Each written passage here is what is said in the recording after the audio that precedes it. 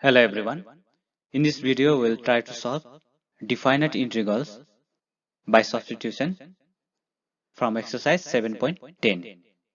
So there are several steps to be followed while evaluating definite integrals by substitution. The first step is consider the integral without limits and substitute to reduce the given integral to a known form. So at first, we have to forget about the lower limit and upper limit that is given in the question. Then we substitute and then we reduce to the suitable form in which we can apply formula related to integration. Second step, integrate the new integral with respect to the new variable without mentioning the constant of integration.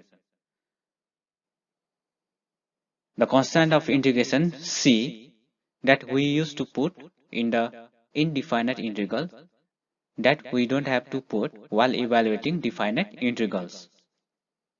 In the third step, change the limit according to new variable. So according to new variable, we have to change the lower limit and upper limit of the integral. And in the fourth step, find the difference of the value of upper and the lower limits. So we first put the upper limit and then we subtract by putting the lower limits. Then after simplification, we will get the answer. Now let me solve few questions from exercise 7.10. First, let me solve question number 2. Question number 2 is integration from 0 to pi by 2 under root sine phi cos phi phi d phi. So first step, we write this integrand without lower limit and upper limit. Let I equals to integration of under root sine phi, and this cos power 5 we modify as 2 plus 2 is 4 plus 1 is 5. So this can be rewritten as cos square theta whole square into cos theta d phi. Then now we substitute. Let sine phi equals to t, and then we differentiate both sides. Differentiation of sine phi is cos phi and differentiation of t is dt. So it will be cos phi d phi equals to dt. Now we have to change the lower limit and upper limit. So this lower limit and upper limit is for the variable phi, but our new variable here is t. So when phi equals to 0, that is the lower limit, we put this 0 lower limit here. Sine 0 equals to t. Sine 0 is 0, so t value will be 0. So this is our new lower limit for the variable t. And similarly, when this phi is pi by 2, which is upper limit, we put here pi by 2. Sine pi by 2 means sine 90 degree, which is 1. So here t equals to 1. So when phi equals to pi by 2, t equals to 1. Now instead of this old lower limit and upper limit, we have to use this new lower limit and upper limit. Here lower limit is 0 and upper limit is 1 for the new variable t.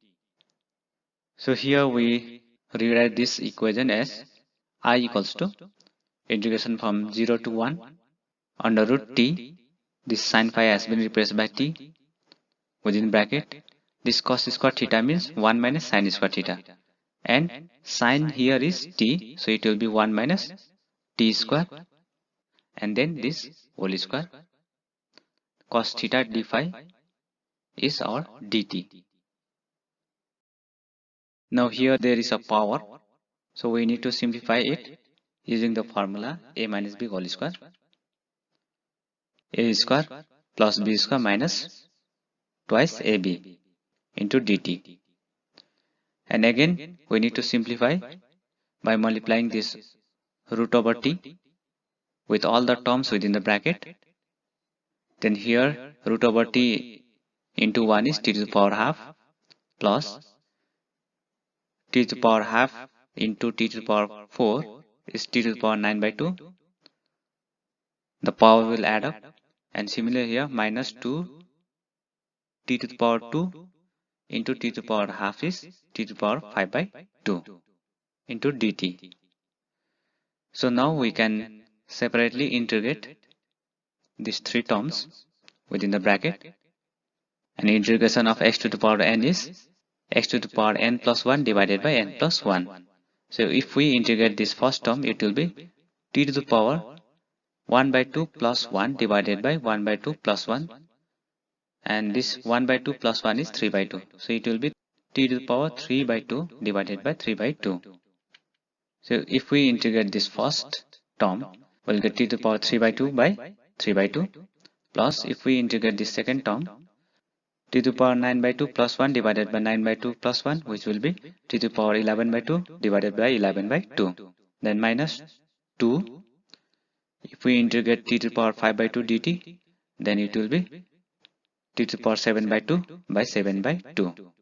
And our lower limit is 0, upper limit is 1. So further we simplify this. So we first put the upper limit. Wherever there is t, we put first 1. So here 1 to the power 3 by 2 by 3 by 2 plus 1 to the power 11 by 2 by 11 by 2 minus 2 into 1 to the power 7 by 2 by 7 by 2. Then minus, if we put the lower limit 0 here in these three terms, then it will be 0 only. Now we simplify here. This will be reciprocal 2 by 3 plus 2 by 11 minus this 2 into 2 is 4 by 7. After simplification here, we will get 64 by 231. So this is our answer for question number 2. Now let me solve question number 5. Question is integration from 0 to pi by 2 sin x by 1 plus cos square x dx. So first we write without the lower limit and upper limit. Let I equals to integration sin x by 1 plus cos square x dx. Then here we substitute. So let cos x equals to t. Then we differentiate both sides. Differentiation of cos x is minus sin x and differentiation of t is dt. Then we change the lower limit and upper limit according to the new variable. So when x equals to 0, which is our lower limit for x variable, putting this x equals to 0 here, it will be cos 0 equals to t. Then cos 0 means 1. So t will be 1. So our new lower limit is 1. And our upper limit for the variable x is pi by 2. We put this value here in this equation. Cos 90 degree equals to t. Cos 90 is 0. So t equals to 0. T equals to 0 is the upper limit for the new variable t. Now we rewrite this integrand using lower limit, upper limit and new variable as I equals to integration from 1 to 0.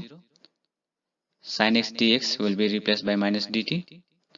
1 plus cos square x will be replaced by 1 plus t square. We take this minus sign in front of integration. It will be minus integration from 1 to 0, 1 by 1 plus t square dt. So here we can use the formula of integration. Integration of 1 by 1 plus t square dt is tan inverse t. And our lower limit is 1, upper limit is 0. So we first put the upper limit 0, minus sign, and then we put the lower limit which is 1. So here tan inverse 0 will be 0, then minus tan inverse 1, it is pi by 4. So this minus sign within bracket 0 minus pi by 4. Then minus into minus it will be plus. So our answer is pi by 4. Pi by 4 is the answer for question number 5. Now let me solve question number 8. Question number 8 is integration from 1 to 2, 1 by x minus 1 by 2x square e to the power 2x dx. So first we write without lower limit and upper limit. I equals to integration 1 by x minus 1 by 2x square e to the power 2x dx. Then here we substitute this 2x by t and differentiating both sides, 2 dx equals to dt, because differentiation of x is 1. Then we change the lower limit and upper limit according to the new variable t. Our lower limit here is 1, so we put 1 here, then we'll get t equals to 2, which is our new lower limit for the t variable. When x equals to 2, here 2 into 2 it will be 4. 4 is the upper limit for new variable t. Then we rewrite this integrand with new lower limit and upper limit and in new variable t. So it will be integration 2 to 4. From here x will be t by 2. So we replace here. Then it will be 2 by t. Then minus 1 by 2x square will be 1 by 2 t square by 4, and this 4 will go in the numerator. Then it will be 4 by 2 t square.